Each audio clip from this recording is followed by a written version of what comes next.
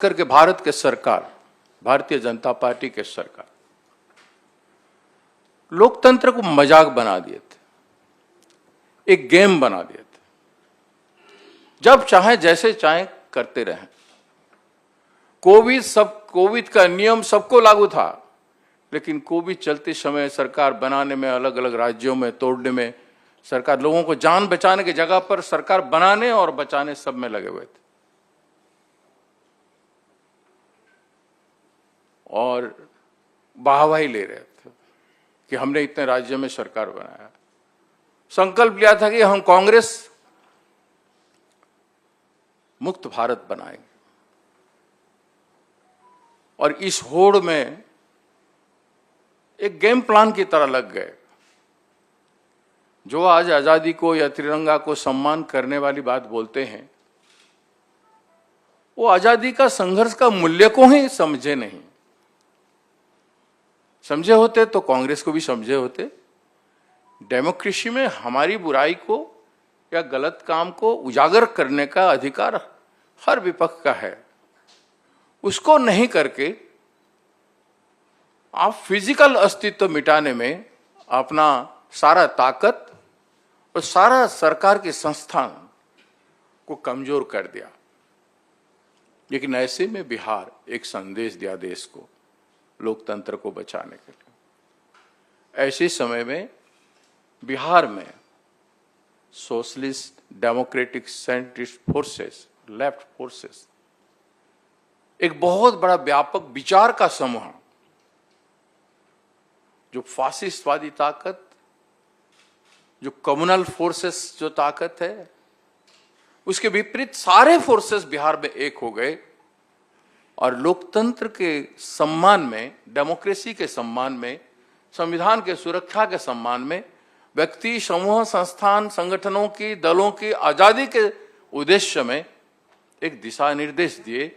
एक महागठबंधन हुआ और जिसमें बिहार में बीजेपी की सरकार को, बीजेपी पार्टी को उस सरकार से बाहर कर दिया गया।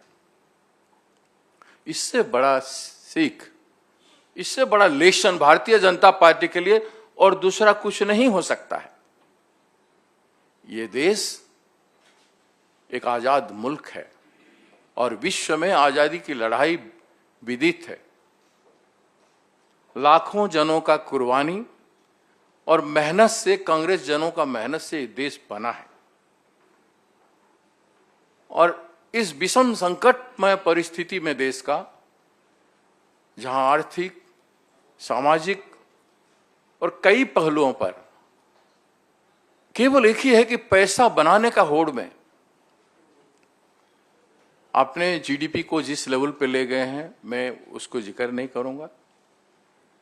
किसानों का जमीन, देश के 80% से ज्यादा लोग कृषि पर निर्भरशील हैं।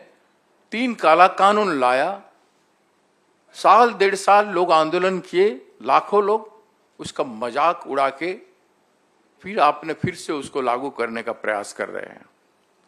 दूसरी तरफ आदिवासी एक महिला को, सम्मानित महिला को आपने प्रेसिडेंट ऑफ इंडिया पद में बिठाया और जंगल का जो कानून लाया आपने, जंगल की सारे जो संपदा है उस पर नियंत्रण करके, खनिज संपदा को खनन करके आप पूंजीपतियों को मदद करने का काम किया। आपने बेरोजगारों को निहत्था किया, उस पर कन्हैया जी बोलेंगे। आपने देश को खोखला कर दिया और सबसे ज्यादा बोलने का अधिकार छीन लिया। बोलने का अधिकार आज मीडिया के पास भी नहीं है। मीडिया भी खुल के उनके बारे में चर्चा नहीं कर सकता है। मीडिया में कोई भी व्यक्ति, कोई भी इंडिविजुअल चर्चा नहीं कर सकता। ऐसे में बिहार एक दिशा दिया है और ये सख्त कदम है। लोकतंत्र को बचाने वाले या संविधान को सम्मान करने वाले राजनेताओं का, दलों का भूमिका है और ये दूसरे राज्यों में होने जा रहा है। हम अपील करना चाहते हैं कि जो देश बेचने वाले हैं, सारे एलआईसी, इंश्योरेंस कंपनी, बैंक या जितना उद्योग या पोर्ट या बंदर, जितने चीज हैं उसको बेच चुके हैं, इन लोगों से देश बचाने की जरूरत है। और देश बचाने का संदेश है बिहार सरकार का फॉर्मेशन और देश अगर इस तरह से काम किया जाए, सभी लोग अगर एक होंगे, तो जरूर ये देश हमारा बचेगा। हमारा धरोहर जो कीमत है, जो मूल्य है, एक रंग नहीं, त्रिरंगा। त्रिरंगा में हमारे देश के सारा चीज वहां पे उल्लेखित है। हजारों जाति, धर्म, वर्ण, भाषा और सभी लोगों का सम्मान है। तिरंगा ही में हमारा संविधान समाहित है। तो वो संदेश इस देश को कांग्रेस पार्टी ने भारत जोड़ो आंदोलन जो आह्वान दिए हैं, श्रीमती सोनिया गांधी जी कांग्रेस अध्यक्ष, हमारे नेता राहुल गांधी जी जो भारत जोड़ो यात्रा का शुरुआत करने जा रहे हैं 7 तारीख से, सारा देश में कांग्रेस जन गांव-गांव में जनसंपर्क इन दिनों किए हैं और आने वाले दिनों में इसका बहुत व्यापक असर होने जा रहा है।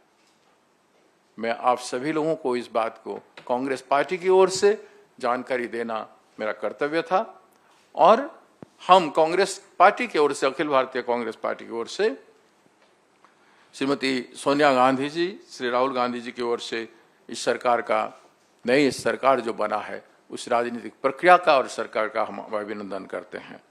आशा करते हैं कि सारे मूल्यों को जिंदा रख के आने वाले दिनों में